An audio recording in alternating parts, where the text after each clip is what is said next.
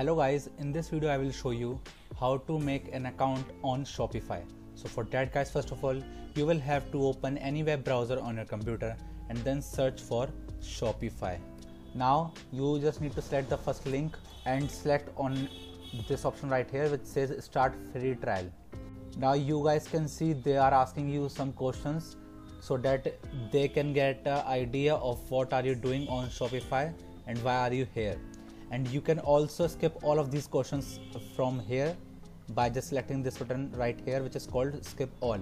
And if you want to skip some particular questions, then you just need to select this button right here which says skip. So I'm going to skip all. Now you just need to enter your country and then select on next button. Now you guys can choose from one of these options so that you can make your Shopify account. You guys can sign up with your email address, with your Apple ID, with your Facebook account or with your Google account. So I'm going with the first option. You guys can choose whichever you like. Now you just need to enter your email address and now create a password. Create a strong one. Now select this option right here called create Shopify account. Now as you guys can see that here it is creating our account. Now as you guys can see that I have successfully created my Shopify account on the Shopify platform.